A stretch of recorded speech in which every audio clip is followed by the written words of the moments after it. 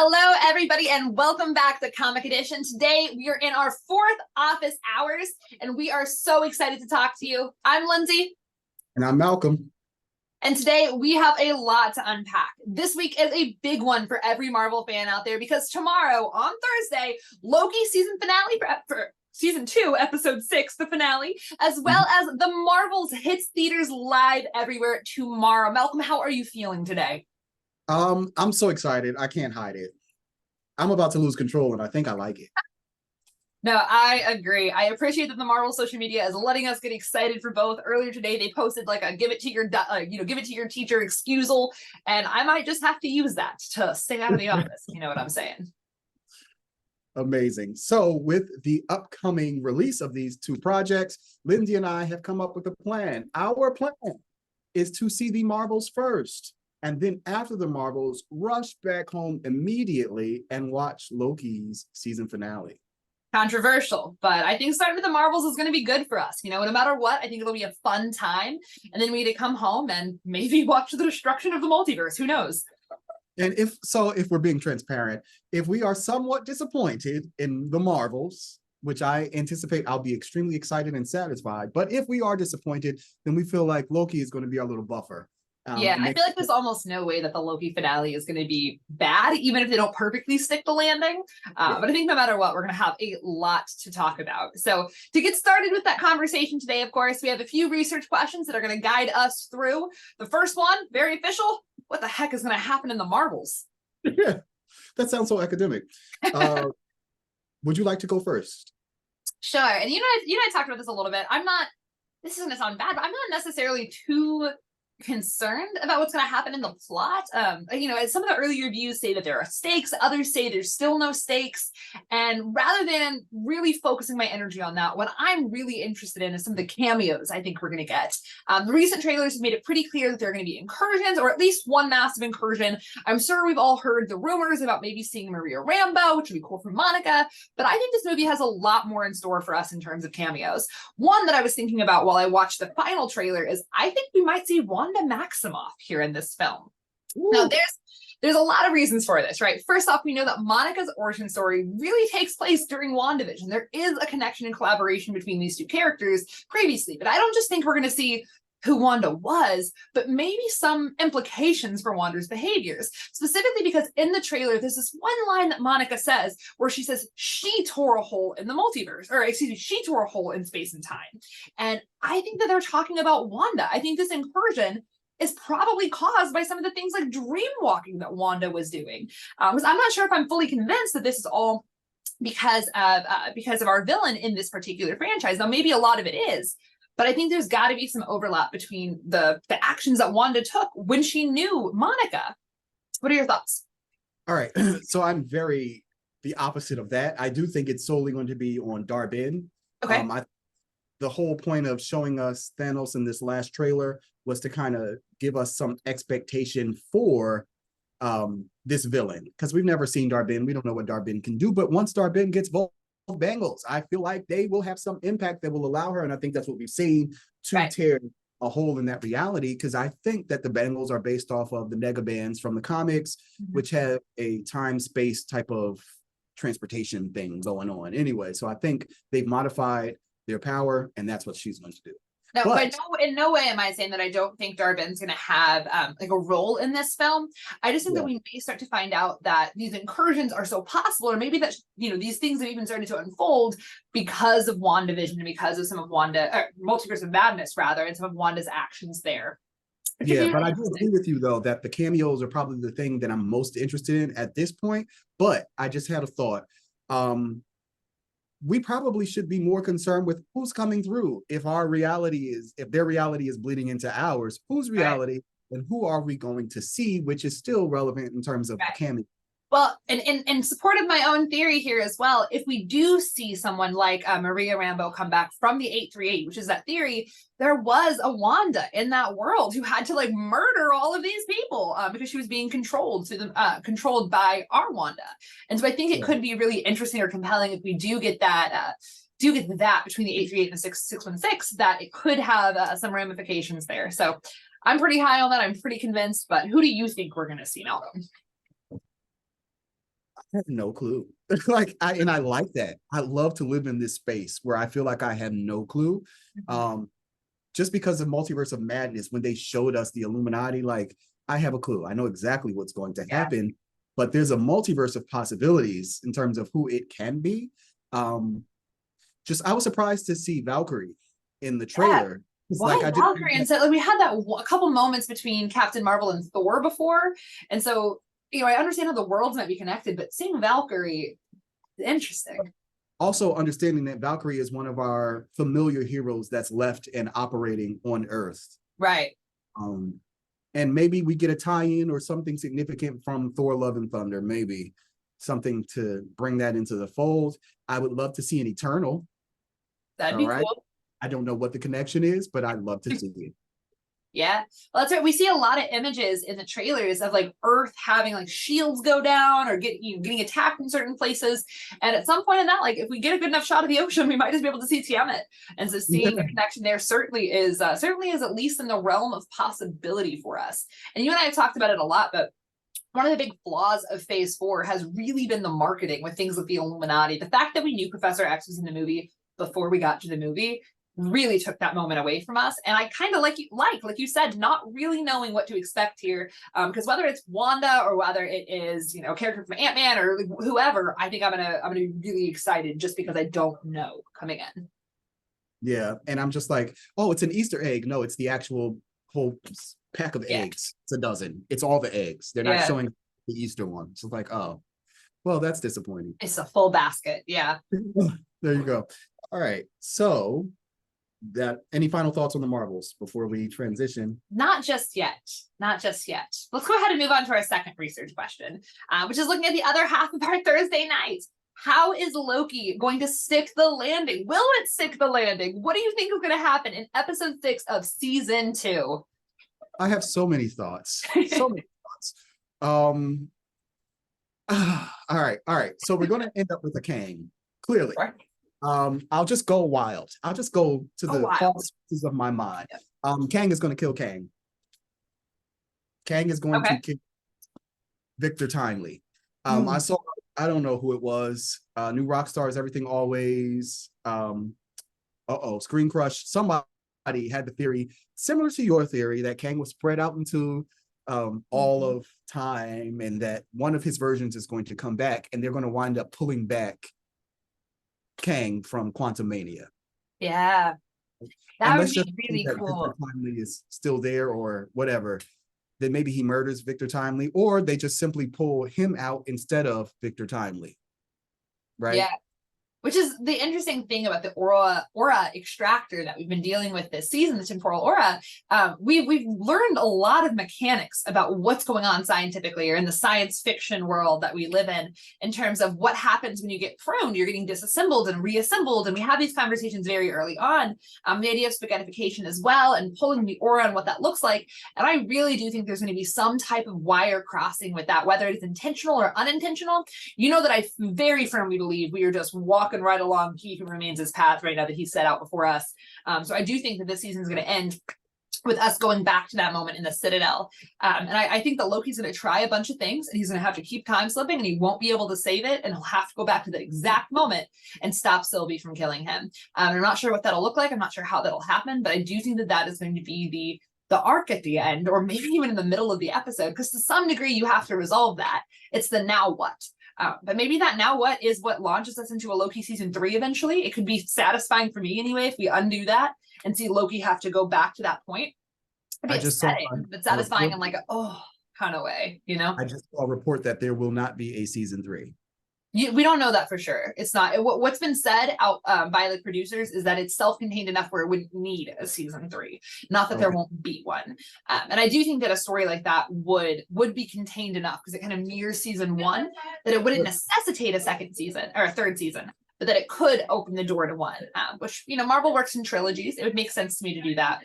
But regardless of what comes next, I do think we're going to time slip straight back to that moment. He's going to have to save He Who Remains. I do also think that when Victor Timely went out and he was all spaghettified, I think that part of that is going to release Kang's aura to time. Because again, the fact that Victor Timely has the same aura footprint as He Who Remains, and probably as other Kang. Like they share that DNA, regardless of where they're at in the multiverse. And so seeing how that unpacks, I think is gonna be really interesting. So two things. Yeah. I'm going to forget the second thing, but I'll do the first thing first. Oh shoot! Now I forgot the first thing. Victor Timely's aura is kind of where we were. No, okay, no. Your theory that it's going to end where this all began, right? Where they kill Victor, He Who Remains. I don't think that's satisfying though. It's almost like the dream sequence where you wake up, it's all a dream. So we've done all of this just to end up there. Like we haven't progressed in the story. You know what I mean? Well, Loki's progressed in his story. You know, if it's about that, it's about him because like the decision to what they do in the moments after he's not killed, what happens then that would determine whether or not this is worth it. What if like it's just like don't kill him and it's just like the end, and then it's just like, well, what did we do season 2 for? Right. And I don't think they're going to fully end it like on that scene. I think we have to have some type of unpacking. But we know for sure that Tom Hiddleston has filmed scenes in the Citadel from this season, not from season 1. So one way or another, we've already seen the Citadel in another context. He could be back there, while it's in decay or while it's in a different situation. But I think it would make sense because like there's that line as well, like what could we have done differently? It all comes down to killing He Who Remains. Victor, I mean, it was set up that way. Whether or not that's necessary, He Who Remains certainly had a contingency plan, like I've been saying since the end of last season. So feels good to be right. All right, my second thing is we've seen another version, I guess you want to call it, of the aura extractor, but mystically in Spider-Man No Way Home. It was the thing that called all the people who knew Peter Parker to that particular reality. But what happened was it pulled more than they thought. So as not evidence, but support for your theory that we're going to pull a different Kang or whatever might happen there. Perhaps they go looking for Victor Time to bring him back, and what you get is something else coming through. I like that. And the Spider-Man movies, please put them on Disney Plus. I just want to watch them over and over because it's been so long since I've seen these movies, or at least the ones that aren't there yet. But the one thing that I think is really interesting about the end of Quantumania is when he kind of goes into the reactor, that is absolutely temporal energy. It looks very similar to the way that the prune sticks work. And we talked about that in a previous video. And if what's happening in that moment is that Kang the Conqueror, that variant, was being pulled into essentially the prune stick, he's being released to time. Like that is the mechanism at which we've had explained to us. So if that is what's happening, you could use an extractor to guarantee that variant gets pulled out of the quantum realm and goes wherever He Who Remains wanted him to go.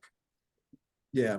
And I'm thinking now, because now I'm going off on a tangent because I talked about but in the Marvels, so I'm going back to the Marvels a little bit. Do you have anything else to say about Loki? Because I'm going to talk about it all. Let's bring it together, right? So our third research question here is we really want to understand how these things may or may not be related. Historically, when Marvel releases 2 products around the same time or on the same day, there's usually at least a little wink or nod to one another and some type of relevancy, whether it's small or big. So Malcolm, what do you think the connection might be? All right. So I'm going to start with Spider-Man. I'm going to start with Spider-Man and connect it to everything else. So one of the things we recently found out about the Marvels is that there is what we assume is an incursion that happens at the end of the film. Well, they tell us in the trailer pretty much. It's another reality folding in on ours. So yeah. But I don't know if we're going to see a full-on incursion because I think we've seen something very similar before. In Spider-Man No Way Home, technically we saw an incursion. We saw another world bleeding into our own. Multiple other worlds, technically. Yeah. Yes, multiple other worlds. So I think what is going to make phase 4 and phase 5, and this kind of goes into the reason why we're going to see the Marvels first, right? In retrospect, knowing what we know now, it makes a lot of the things that happen in phase 4, phase 5 make more sense because what we witnessed an incursion before they explained to us what an incursion was. Right. We saw that there. We saw it in Multiverse of Madness. We saw it in What If, and I'd have to think real hard to see if we've seen it anywhere else, but there's precedent for it. So this is not the first one we've seen. So when we get the line in the post-credit of Quantumania that they're beginning to touch the multiverse, yes, it referred to, I think, what was happening there, but also what's happening across phase 4 and phase 5, including Dr. Strange, who we were told was one of the most dangerous threats to the thing. And now Dr. Strange has dream walked. he's dream walked, and he tore the fabric between realities when he did the spell. Yeah. So we've seen it, and now we have Darbin doing it. Right. So everybody is contributing. Everybody's polluting the multiverse. Yeah. I hope at some point we get them like verbally consolidating these events like that. You know, I would like to say, because all it would really take is one person and one team being like, wait, so da-da-da-da-da happened? And being able And to I kind of don't run want through that. that to be Kang Dynasty or No. Secret Wars. I don't want to wait Yeah. that long for them Yeah. to realize a threat is happening. No, I agree. I think we very much need stakes in this movie and need them now. And that is, you know, in terms of like the greater multiverse, not just seeing an incursion happen, but impacting that out, showing us what that does to the people that are living here. Because we know in Doctor Strange, or in Spider-Man rather, Doctor Strange erases the memory of people. We've already been like mind wiped a little bit, which is again familiar to some of the Kang the Conqueror techniques that may have occurred, or He Who Remains techniques rather. I'm gonna hit you with a wild one. I've told you about this personally, but I do think that we are gonna get an appearance of Kang in the Marvels. I need it. I want it. I want it so bad. In the comics, the Kree-Skrull War is what destroys Kang's home, right? And I think this would be a really great place to start that conversation for us, whether it's briefly or significantly. I don't think he's a significant portion of the film, let alone with everything going on with Jonathan Majors. I don't think Marvel's about to release like a movie that's like an hour of him in it. But I do think that there's a real good possibility that we see maybe Kang come down and say, Earth, you're mine. It'd be really interesting, especially in this time frame that we're dealing with.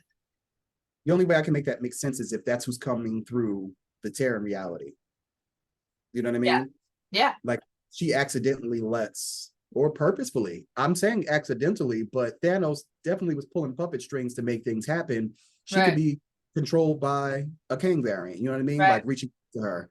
Or like, well, and that comes into the idea of like, where did the bangles come from? If we believe they're Kang's technology, she has one of the bangles. The other one was found on a blue arm, which is a Skrull arm, more than likely anyway. And so to me, it makes sense that there might be some type of interfacing there. A Kree arm. Just want to. Oh, my apologies. Roles are definitely green. I'm just, because people will be in the comments like, they said greens. That is fair. So, I wanted to hit you with two things. Mm-hmm. Yes, one way Kang could influence the Kree is through the Supreme Intelligence, which is an AI. So just putting that out there. That's true. And the people who are a part of like the radical renegade Kree, they are really like devoted, I think, to the Supreme Intelligence. Yeah. And that's the reasons why they're going at Carol. But my other, what was my other thing? Nope, I'll leave it at that because I can't remember what the other thing was, but I felt like it was big. That's fair. I feel like this movie is going to be big. I feel like the episode is going to be big. It is such an exciting time to be a Marvel fan. I know the next like 6 months are almost a drought. We got Echo, we got a couple animated shows coming out, but the next movie isn't until close to next summer. So we got a long hiatus after this. Hopefully they send us off to bang and a lot of theory fodder for the meantime, which to me, that delay, if anything, is a sign that we're going to get something big, something to talk about in the meantime. All right, Malcolm, before we head out, do you have any last words for our viewers? Enjoy the movie for what it is. I love Kamala, Monica, and Carol. I disagree with anybody who is upset that she uses hard light and she's not just embiggening. That's Mr. Fantastic's power. So let's make a difference, please, for this character. And that's what they did. I love the choice. First Mutant, X-Men, let's go. I agree. I think Aman Vellani is the best casting Marvel's done in a really long time. I'm excited to watch her in the movie. If for nothing else, I think I'm going to leave very happy with just getting to watch her live every nerd's dream and be a superhero. So if you haven't bought your ticket yet, go do that. And I hope y'all see the movie either Thursday night, Friday night, but see it opening weekend. Be part of the group. Make it look good. But thank you for tuning in today. Like, comment, subscribe.